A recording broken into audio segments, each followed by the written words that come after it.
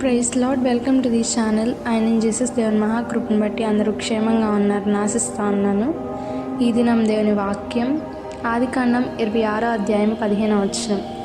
అతని తండ్రి అయిన అబ్రహాము దినములలో అతని తండ్రి దాసులు త్రవ్విన బావులన్నిటినీ ఫిలిస్తీయులు మన్ను పోసి పూడ్చివేసిరి. ఈ దినం మనం ఇస్సాకు గారి జీవితం నుండి మరొక విషయాన్ని ధ్యానించబోతా ఉన్నాం. అదేమనగా, ఇస్సాకు గారు తన వారసత్వమైన ఆస్తిని శత్రువులు పూడ్చివేశారు. తన యొక్క ఆశీర్వాదం కోల్పోయాడు. అంటే మన జీవితంలో కూడా మన కొరకై ఉంచబడిన ఆశీర్వాదము శత్రువుల ద్వారా, అనగా మన శత్రువు సాతాను, అది మన జీవితంలో నుండి వ్యక్తుల్ని కానీ లేదా అనేక సమస్యల్ని కానీ అన్ని డోర్స్ క్లోజ్ అయ్యేలా చేసిన దేవుడు అంతకంటే గొప్ప ఆశీర్వాదాన్ని మన కొరకు ఉంచారు. ఇస్సాకు గారు అనేకమైన వాటిని స్వాధీనపరచుకోవడానికి దేవుడు సహాయం చేశారు.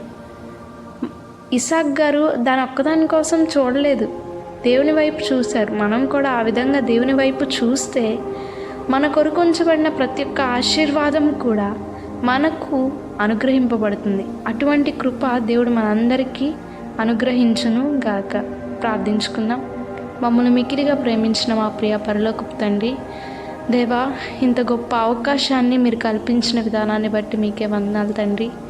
అవును ప్రభా నాయన, మా జీవితంలో నుండి ప్రభా ఏవేవైతే దూరం అయ్యాయో ప్రభా నాయన, అటువంటి వాటి కొరకు బాధపడుతున్నామేమో ప్రభా నాయన, మీరు దాచించిన మేలు కొరకు నిరీక్షణతో నీ కొరకు కనిపెట్టే కృపను మీరు అనుగ్రహించండి. మీరే సహాయం చేసి నడిపించండి ప్రభా. మీ మీద మాత్రమే ఆధారపడడానికి సహాయం అనుగ్రహించండి. ఇస్సాకు గారు ఏ విధంగా ఆశీర్వాదాలన్నీ సొంతం చేసుకున్నారు, అటువంటి గొప్ప భాగ్యమును నీ బిడ్డలైన మాపై కూడా కనికరం చూపించమని ఈ ప్రార్థన నజరేయుడును మా ప్రభువును రక్షకుడైన యేసు పాదముల చెంత వినయంతో ప్రార్థించి అడిగి వేడుకొని పొంది ఉన్నాము తండ్రి. ఆమెన్. Praise lord.